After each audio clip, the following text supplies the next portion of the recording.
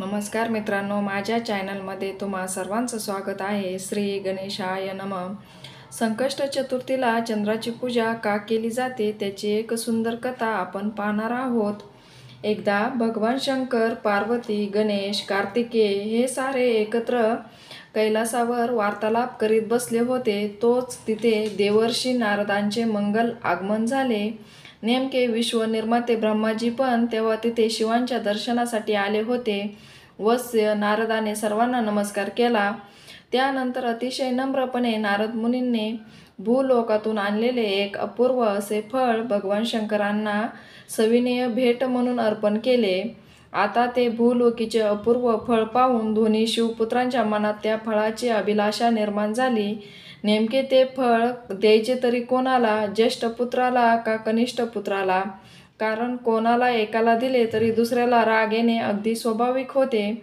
त्यामुळे हा निर्णय स्वतः न घेता तो ब्रह्माजींच्या सल्ल्याने घ्यावा असा भगवान शंकरांनी विचार केला. त्यांनी तो निर्णय ब्रह्माजींना विचारला. त्यांनी शास्त्राचा आधार घेत ते फळ कार्तिकेयस द्यावे असा निर्णय दिला. त्यामुळे साहजिकच गणेश हा ब्रह्माजींवर नाराज झाला. त्याला त्यांचा राग आला, पण त्यावेळी त्याने कोणतीच प्रतिक्रिया व्यक्त केली नाही. ब्रह्माजी शिवदर्शन भेट, पाहुणचार अन वार्तालाप करून आपल्या सत्यलोकी परत गेले. पुढे एक दिवस ब्रह्माजी हे त्यांच्या सृष्टी रचनेचे कार्य करीत असताना तिथे श्री गणेश हा एक आगळा वेगळ्या भव्य रूपात प्रगट झाला. ते रूप दाखवून ब्रह्माजीस भयग्रस्त करण्याचा त्याचा मानस होता. गणेशाचे ते रूप पाहून मी घाबरून गेलो. मला माझे कार्य सुचत नाही. हे बुद्धिदात्यात, हे तुझे रूप आवर, मला मंगल दर्शन दे. ब्रह्माजींनी गणेशास नम्र प्रार्थना केली. त्या दिवशीच्या निर्णयाबद्दल क्षमा मागितली. तेव्हा गणेश लंबोदर, सुपकर्ण, वक्रतुंड अन मूषक वाहक या रूपात पूर्ण प्रगट झाले. त्यांचे ते मोठे पोट, सुपासारखे कान, वाकडी सोंड अन वाहन म्हणून असलेला छोटा उंदीर या सर्वांकडे पाहून गणेशाच्या त्या रूपाचा चंद्राने उपहास केला. तो हसून त्यांची चेष्टा करू लागला.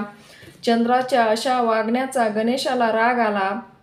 त्याने रागाच्या भरात चंद्रास असा शाप दिला की, तू माझ्या रूपाची कुचेष्टा करून मला हसलास, तू माझा अवमान केलास, म्हणून मी तुला असा शाप देतो की त्रैलोक्यात कोणीही तुझे तोंड पाहणार नाही. जो तुझे तोंड पाहिल त्याच्यावर चोरीसारखे भयंकर आळ येतील. त्याला अनेक दुःख यातना भोगावे लागतील. गणेशाने हा असा शाप चंद्रास दिला अन गणेश निघून गेला. त्या क्षणापासून चंद्राचे मुख काळवंडू लागले. त्यांचे सौंदर्य लोप पावले. त्यामुळे आपले तोंड आता कोणीच पाहणार नाही म्हणून चंद्र दूर एका ठिकाणी जाऊन लपून बसला. सृष्टीत रात्रीच्या वेळी चंद्राचा प्रकाश पडत नसल्याने काळोख वाढला. अंधाराबरोबरच पापकर्म वाढली. या सगळ्याने व चंद्रास गणेशाने शाप दिला या वार्तेने सर्व देवदेवता काळजीत पडल्या. सगळ्यांनी एकत्र येऊन श्री गणेशाची भेट घेतली. चंद्राच्या हातून घडलेल्या अपराधाबद्दल गणपतीची क्षमा मागितली. चंद्रास शाप द्यावा, सृष्टिकार्य निर्विघ्न करावे अशी विनवणी केली. तेव्हा देवदेवतांनी केलेली स्तुती, प्रार्थना, विनंती, क्षमा याचना याने प्रसन्न झालेल्या वरद विनायकाने चंद्रास अशी कोणाची कधी उपेक्षा करू नये असे समजावीत त्याला उशाप दिला. चंद्रास उशाप देत गणेश म्हणाला, चंद्रा, मी तुला असा उशाप देतो की लोक फक्त भाद्रपद शुद्ध चतुर्थीस तुझे तोंड पाहणार नाही. त्या दिवशी जे लोक तुझे तोंड पाहतील त्यांच्यावर चोरीसारखा भयंकर आळ येईल. त्या व्यक्तीस अनेक दुःख, संकटे यांना सामोरे जावे लागेल. हा उशाप ऐकून चंद्रासह सर्व देवांना अत्यंत आनंद झाला. देवांचा राजा इंद्र याने चंद्रास आपल्याकडे बोलवून घेतले.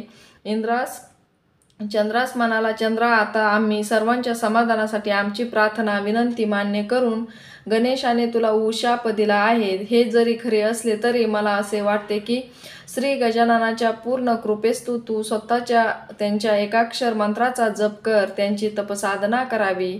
चंद्रालाही इंद्राचा सल्ला पटला. त्याने गंगेच्या पवित्र काठावर एक रम्य स्थान पाहून तिथे गणेश तपसाधना चालू केली.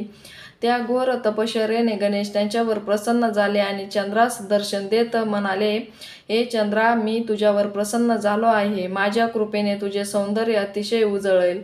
तू आबालवृद्धांना प्रिय होशील. प्रत्येक संकष्टी अन अंगारकी चतुर्थीला माझी पूजा नैवेद्य करण्यासाठी लोक तुझे दर्शन घेतील, तसेच तुझ्या त्या सेवेतून तू माझ्या प्रती दाखविलेला समर्पित भाव पाहून मी माझ्या मस्तकावर तुझी एक चंद्रकोर धारण करीन, त्यावरून लोक मला भालचंद्र या नावाने संबोधू लागतील.